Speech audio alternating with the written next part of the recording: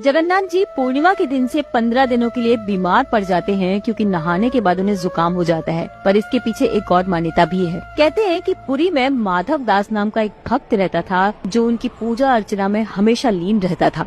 वो भगवान के चढ़ावे के प्रसाद से ही अपना जीवन यापन करते थे। एक बार माधव दास जी बहुत बीमार पड़ गए। इसके बावजूद उन्होंने भगवान की सेवा और भक्ति नहीं छोड़ी। अब कुछ समय तक तो ऐसा ही चलता रहा, परंतु एक दिन अचानक वो अचेत ही हो गए और उसके बाद उन्होंने देखा कि स्वयं जगन्नाथ जी आकर उनकी सेवा कर रहे हैं। माधव दास जी ने जब उन्हें देखा तो वे बड़े भावुक हो गए और उन्होंने पूछा कि आप मेरी सेवा क्यों कर रहे हैं, स्वयं ईश्वर होते हुए भी। तब जगन्नाथ जी ने कहा कि मैं भक्तों का साथ कभी नहीं छोड़ता। तब माधव दास जी ने कहा कि लेकिन आप तो ईश्वर हैं, मुझे ठीक भी कर सकते हैं, सेवा करने की बजाय मुझे ठीक क्यों नहीं कर दे रहे। तब जगन्नाथ जी बोले कि तुम्हें अपने कर्मों का फल तो भोगना ही पड़ेगा। हाँ, तुम्हारे कर्मों को भोगने में मैं तुम्हारी सहायता कर सकता हूँ और वही अभी कर रहा हूँ, और बाकी बचे थोड़े बहुत कर्म मैं माफ कर सकता हूँ, परंतु माफी ऐसे नहीं होगी। तुम्हारे उन कर्मों के फलों को मुझे अपने ऊपर लेना पड़ेगा, इसलिए 15 दिन मैं बीमार रहूंगा। कहते हैं उस दिन ज्येष्ठ पूर्णिमा थी और उसके बाद से ही हर साल जगन्नाथ जी 15 दिनों के लिए बीमार होते हैं।